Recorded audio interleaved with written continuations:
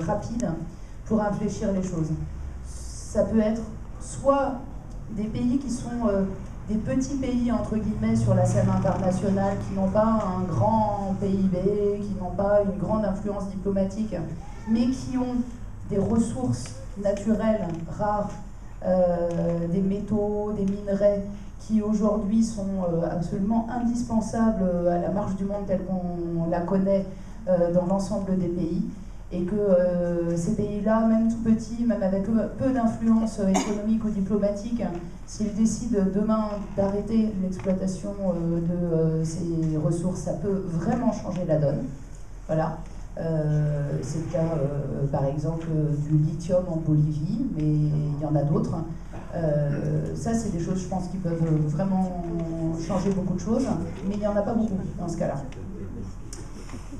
L'autre type de pays qui peut vraiment changer la donne de manière suffisamment significative, c'est précisément des pays comme la Chine. Et il n'y en a pas beaucoup non plus.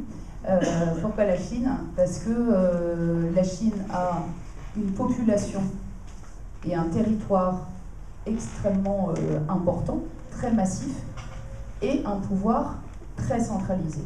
Je ne suis pas en train de dire que c'est un modèle pour nous, mais n'empêche que d'un point de vue purement pragmatique, si demain le pouvoir central chinois décide qu'à partir de maintenant, je ne sais pas quoi, il n'y a plus d'éclairage inutile, enfin, voilà, je dis n'importe quoi, parce que je ne connais pas suffisamment la Chine, je ne vais pas pouvoir vous donner. Mais en tout cas, si des décisions de demain sont prises au niveau du pouvoir central chinois et qu'elles s'appliquent quasiment rapidement à toute la population et sur l'ensemble du territoire chinois, là on peut avoir des choses qui commencent effectivement à changer la donne sur voilà, ce type de pays. Après, très honnêtement, voilà quoi, c'est pas des choses, d'abord c'est pas des choses sur lesquelles nous avons une influence aujourd'hui, et c'est pas non plus les choses les plus probables. Il y a des choses plus modestes, mais qui, en matière d'objectifs contraignants, qui sont voilà, plus à notre portée, c'est qu'on pourrait militer par exemple pour que sur les engagements déjà pris, on ait les bons chiffres, pour commencer.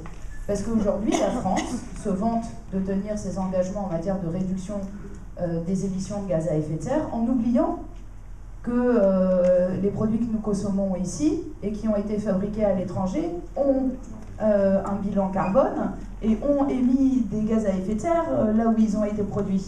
Ce qu'on appelle les émissions de gaz à effet de serre délocalisées et les gaz à effet de serre importés. Sauf qu'aujourd'hui, dans les calculs du ministère, je ne sais plus comment il s'appelle, le nouveau, en tout cas dans le ministère du Développement durable, hein, et ces émissions de gaz à effet de serre ne sont pas prises en compte. Donc ce qui permet au gouvernement de se vanter d'avoir réduit ses émissions de 15% entre 1990 et 2007, ce qui est totalement faux. Voilà par exemple le genre de choses sur lequel on pourrait accentuer la pression de manière plus modeste mais raisonnable.